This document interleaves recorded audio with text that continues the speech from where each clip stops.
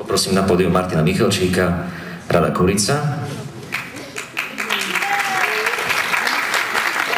Nám totiž bolo ľúto, že nejakým spôsobom nevnášame tie liturgické prvky do našeho programu, keďže je to festival Verím Pane, tak sme sa rozhodli, že vám zaspievame žáner, ktorý všetci dobre poznáte. Poprosil by som taký veľký hal do mikrofónu. Ešte chýba jedna strana?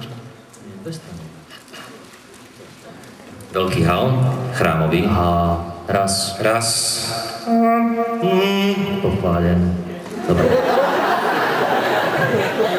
Popredu upozorňujem, že kto by toto chápal ako urážku, tak má smolu. Tak nech má na čele vyrážka.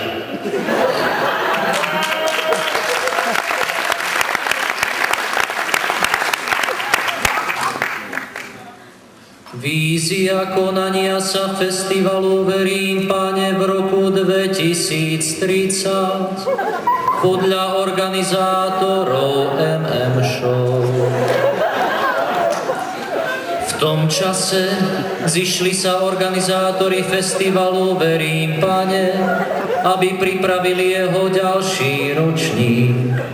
Bol tam aj Juraj, ktorý ho organizuje už 39 rokov.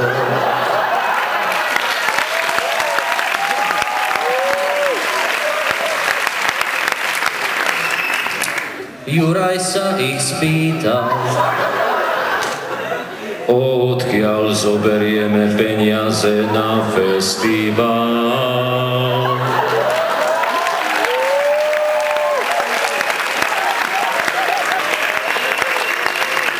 Ale oni neodpovedali. Ozvala sa teda jedna z hlavných organizátoriek, Zuzka Kálavská, pred 39 rokmi kniezová. Nechcete sa azda s ním rozprávať?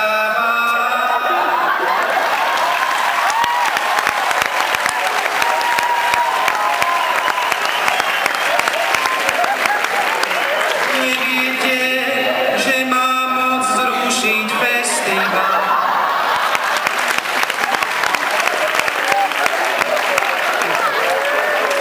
Ale oni znovu mlčali. Juraj si dal teda priniesť pivový pol-litrák plný kávy. Keď to videl jeden z organizátorov, schmatol pol-litrák a odtrhol mu ucho.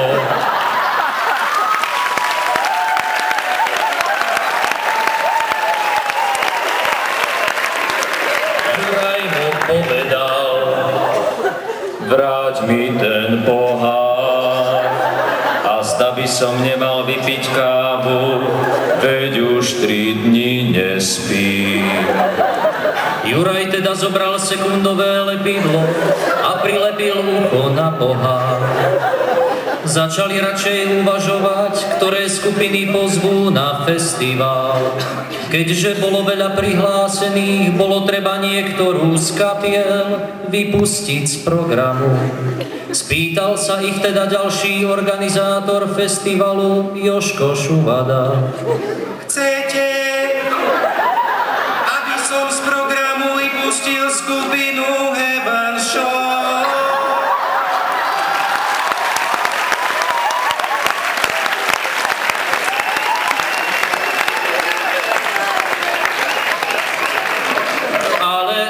Kričali, nie vy, ale kredo.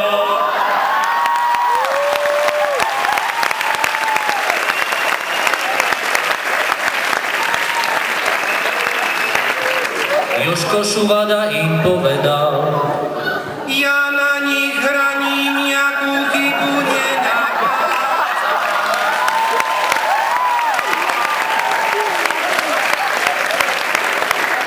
ale oni znova kričali, vypusti ich. A tak Juraj vypustil krédo z programu a ich čas rozdelil medzi ďalšie skupiny, aby sa splnilo, čo bolo napísané v propozíciách, že každá kapela má hrať iba 50 minút z nazvučení. Potom sa ten, čo sedel k Jurajovi najbližšie, provokatívne opýtal: Budú aj obedy?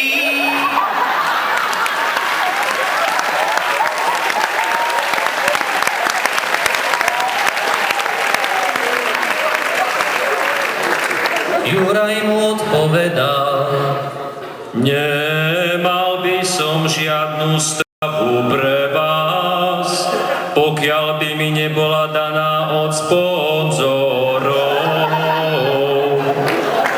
Vtedy jeden z organizátorov zadriemal. Juraj mu teda povedal: Ak som zle hovoril, vydaj svedectvo o zlom. Ale ak dobre, prečo tu chrápeš? Keďže sa opäť na ničom nedohodli a termín festiválu sa blížil, vydali sa do Oravského hlavného mesta, po slovensky zvaného Námestovo. Tam postavili 2 stany, jeden zľava a druhý zprava pódia.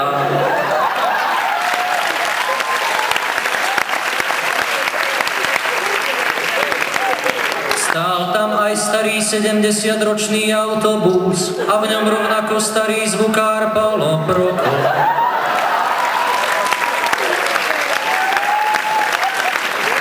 Juraj mu povedal: Pálo, ja tvoje pódium. Obrátil sa k pódiu a aj jemu povedal: Hľa tvoj zvukár.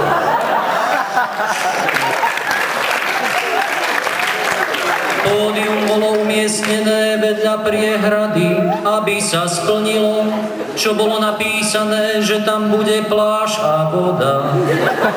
Na vrch pódia pribyl nápis a ten nápis bol slovenský, anglický a poľský a na ňom stálo: Verím, Pane. Vtedy Juraj zvolal: Žij s ním. Oni mu kričali: Daj si ďalší politer kávy.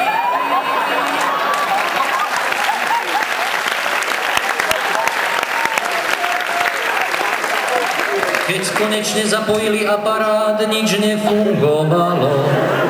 Vtedy Juraj zobral mobil a zavolal mocným hlasom: Trenčiansky bazár, Trenčiansky bazár, prečo si ma opustil?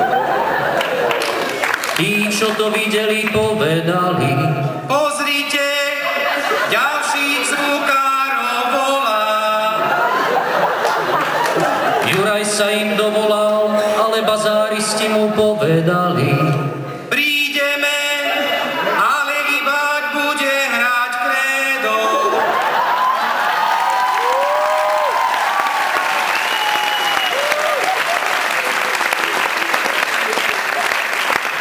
Juraj teda nakoniec pozval aj senilných členov skupiny Krédo 39. krát na festival.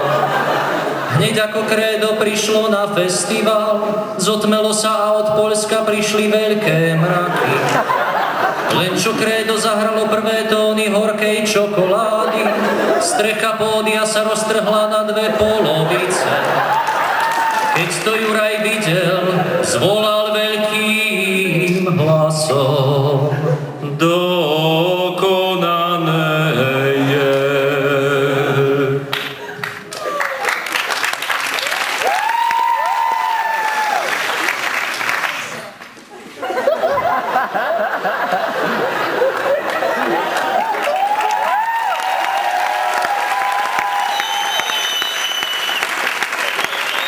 Pozbierali teda zvyšky aparátu, zabalili ich do plachiet a odniesli ich do kultúrneho domu.